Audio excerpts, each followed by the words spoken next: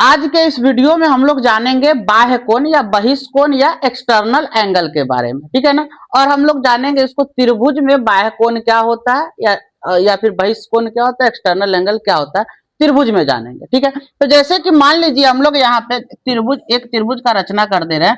जैसे कि ये एक त्रिभुज हो गया, इसका नाम दे दे रहे हैं हम लोग ABC, ठीक है। तो देखो इस त्रिभुज में जो तीन कोण है, इन तीनों कोणों को हम लोग बोलते हैं अंतः कोण, ठीक है ना। इंटरनल जो होता है, अंदरूनी कोण जो होता है उसको हम लोग बोलते हैं अंतः कोण, ठीक है।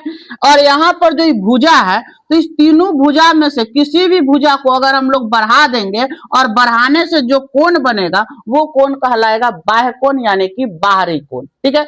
और वो बाहरी कोण का माप जो है हम लोग कैसे निकालते हैं उसको जानेंगे, ठीक है ना।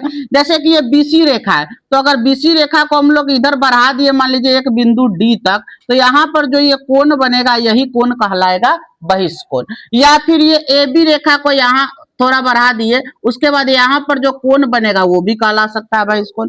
उसके बाद यहाँ पे जो एसी रेखा है इसको अगर हम लोग आगे तक बढ़ा देते हैं तो यहाँ पर जो कोण बनेगा वो भी कहलाएगा बहिष्कोण, ठीक है। तो हम लोग किसी एक ही रेखा को आगे बढ़ा के और इसके बारे में जानने का कोशिश करते हैं। ये बढ़ाने का ये मतलब था कि जान सके कि किसी भी एक रेखा को, त्रिभुज के किसी भी एक रेखा को अगर हम लोग बढ़ाते हैं तो जो बाहर कोण का निर्माण होता है वो कोण कहलाता है बहिष्कोण। जैसे कि यहाँ पर ये कोण का निर्माण हो गया, तो इस कोण का नाम हो गया कोण ACD, यानी कि ये कोण बहिष्कोण हो गया। और ये कोण, ये जो बहिष्कोण होता है इसका जो माप होता है वो ये दोनों अंतः कोणों के योग के बराबर होता है। यानी कि कोण ACD जो है वो कोण अंतः कोण A और अंतः कोण B के योग के बराबर होगा।